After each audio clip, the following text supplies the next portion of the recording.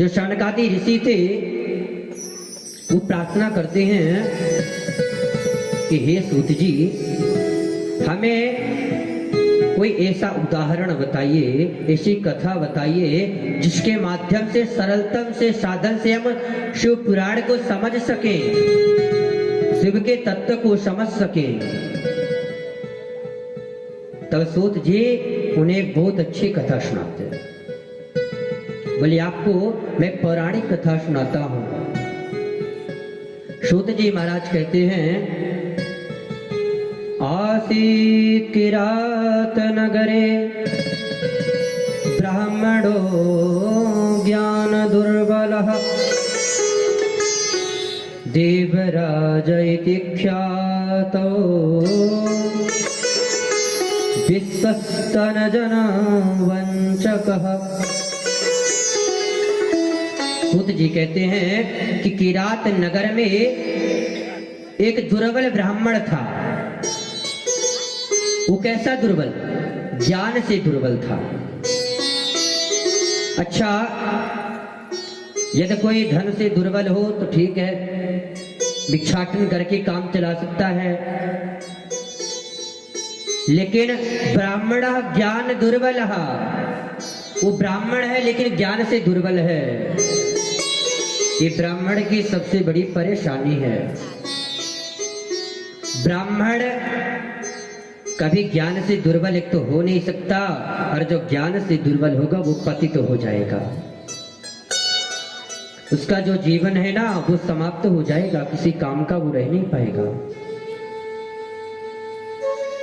अक्सर ब्राह्मण ज्ञानी ही होते हैं, लेकिन कभी कभी अपने पथ को भूल करके वह दुष्कर्म की ओर चले जाते हैं तो उनका जीवन पतन की ओर चला जाता है। उसी प्रकार का किरात नगर में एक ब्राह्मण था, उसका नाम क्या था? देवराज। वो देवराज नामक ब्राह्मण, उसका जीवन बहुत अच्छा चल रहा था। माता पिता पत्नी बाल बच्चे सब थे, लेकिन जब किसी की मति भ्रमित होती है ना तो उसे कुछ दिखाई नहीं देता। उसे सामने खड़े अपने भी फिर दिखाई नहीं देते, वो पहचान नहीं पाता कि कौन है। तो जो देवराज नामक ब्राह्मण था उसकी जीवन बहुत अच्छी थी, लेकिन उसने एक वेश्या को रति करते देखा, और जब उस वेश्या को रति करते देखा तो उसके मन में उसके प्रति दुर्व्यवहार आया। उसने उसके प्रति रति करने के लिए सोचा और उस वेश्या को वो देवराज अपने घर पे ले आया और उसके दो घर थे। एक अलग घर पे उसने उस वेश्या को रखा और वेश्या के साथ रहने लगा। एक दिन उस वेश्या ने कहा कि हमें धन चाहिए। उसे धन की भूख थी तो उसने देवराज से धन मांगा कि हमें धन चाहिए, तभी हम आपके साथ रहेंगे, आपका संग निभाएंगे। देखिए, वस्तुतः व्यक्ति समझ नहीं पाता कि प्रेम है क्या। पहली बात तो संसार से प्रेम हो नहीं सकता, जब प्रेम हो गया तो प्रेम निभा नहीं सकते। प्रेम क्या है? प्रेम अगर जानना है ना तो परमात्मा के जीवन से जानो कि प्रेम क्या है और प्रेम की पीड़ा क्या है। ये सांसारिक प्रेम है, ये प्रेम नहीं है, ये क्षण भंगुर प्रेम है, नष्ट हो जाना है। बड़े बड़े कस्में खाते महाराज, बड़े बड़े वादे करते, तुम्हारे लिए चांद तारे तोड़ लाएंगे, हम आपसे प्रेम करते हैं। ये प्रेम नहीं, चंद दिनों का ये प्रेम है। जिस दिन आपके पास धन नहीं, वो प्रेम वाले किनारे हो जाएंगे। फिर आप हैं कौन? तो आज देवराज नामक ब्राह्मण को लगा कि यही प्रेम है, यही सारतत्व है संसार का। सबको भूल गया, परमात्मा को भूल गया। वैश्य ने कहा हमें धन चाहिए। तो देवराज नामक जो ब्राह्मण थे अपने घर पे गए, अपने माँ से कहा हमें धन चाहिए, अपनी पत्नी से कहा हमें धन चाहिए। लेकिन सब जानते थे कि शराब पीते हैं, मदिरा भक्षण करते हैं, धन को नष्ट कर देंगे, धन को समाप्त कर देंगे। तो बोले हम आपको धन नहीं दे सकते, हम आपको धन नहीं देंगे। तो उसने अपनी पत्नी की हत्या कर दी, अपने माँ बाप की हत्या कर दी, अपने माता पिता को मार दिया, अपनी पत्नी को मार दिया और धन लेकर के उस वैश्य को दे दिया। धीरे धीरे समय व्यतीत हुआ, उस वैश्या ने भी देवराज को छोड़ दिया। अब जो देवराज नामक ब्राह्मण था तो अचानक उसकी तबीयत खराब हो गई। अब करने वाला कोई नहीं, माँ बाप थे उसकी हत्या कर दी, पत्नी थी उसकी भी हत्या कर दी। अब उसकी सेवा कौन करे? उस समय उसकी मति भ्रष्ट हो गई थी,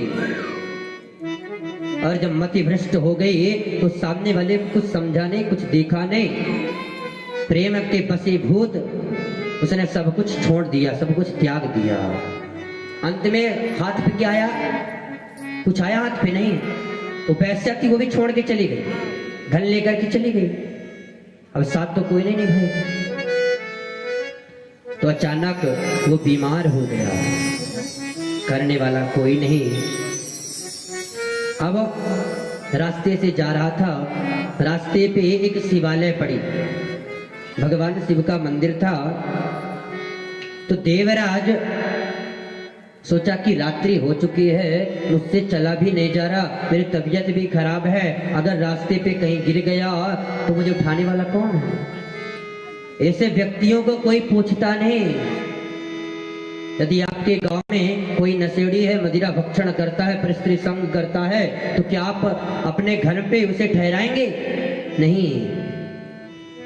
तो उसके इस प्रकार के चरित्र थे ना, उसे कोई अपने घर में भी नहीं बुलाता था, कोई बैठने को भी नहीं कहता था। तो देवराज सोचा ये शिवालय है, अच्छा स्थान है, कोई रोकेगा भी नहीं। देखिए अन्य जो मंदिरें होती हैं अन्य देवताओं की, तो वहां पर्दा होता है, पटबंद रहते हैं। लेकिन मेरे शिव का एक ऐसा मंदिर है ना, न ताला की आवश्यकता, न चाबी की आवश्यकता।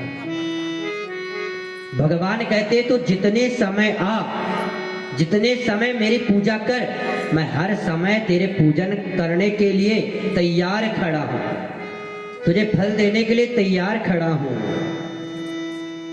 तो देवराज नामक ब्राह्मण गया और वहीं शिवालय पर विश्राम करने लगा। अब उसकी तबीयत इतनी बिगड़ गई, उसकी ज्वर इतनी बिगड़ गई कि वो चलने फिरने के लायक भी नहीं रह गया। तो वहीं शिवालय पर पड़ा रहा।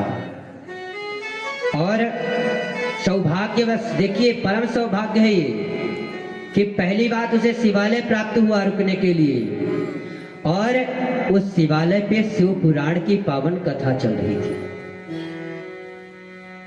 तो उस देवराज नामक ब्राह्मण के कर्ण रसायन के द्वारा, कानों के द्वारा उस शिव पुराण की कथा हृदय पटल तक पहुंच गई।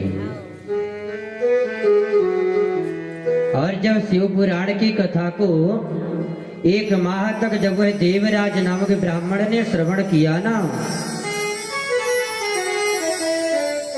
तो उसका भी उद्धार हुआ। 1 महीने बाद वहीं शिवालय पे उसकी मृत्यु हो गई। और मृत्यु होने के बाद जब यम के दूत उसे लेने के लिए आए, तो उसी क्षण कुछ शिवगण आए और उनसे कहा किसने शिव पुराण की कथा को श्रवण कर रखा, ये नरक नहीं जाएगा, ये शिव लोक को जाएगा। तो उन्होंने कहा कि हे शिव गणों, इसने अपने जीवन में पाप ही पाप किया है, कभी पुण्य नहीं किया, तो कैसे इसे भगवान की शरणागति प्राप्त होगी, कैसे भगवान के धाम को जाएगा। तब शिव गणों ने कहा कि इसने 1 महीने तक भगवान की शरण पे रह करके और शिव पुराण की पावन कथा को श्रवण किया है, इसलिए शिव भगवान के धाम को ही जाएगा। और शिव गणों ने यम के दूतों को मार करके वहां से भगा दिया और देवराज नामक ब्राह्मण को शिवलोक की प्राप्ति हुई। ऐसे मेरे शिव की कृपा है, पापी से पापी व्यक्ति भी शिव पुराण को श्रवण करके तर सकता है। कितना भी पाप, अब वो देवराज कितना पाप नहीं किया था, माँ बाप की हत्या की थी, पत्नी की हत्या की थी और पूरे जीवन में दुर्व्यसन किया, दुर्व्यवहार किया, लेकिन उसे भी भगवान शिव अपना मान लिए, अपना बना लिए। तुझे कितने कृपालु हैं, कितनी कृपा है, कितनी करुणा है शिव के अंदर। तो परमात्मा को केवल पहचानना जरूरी है।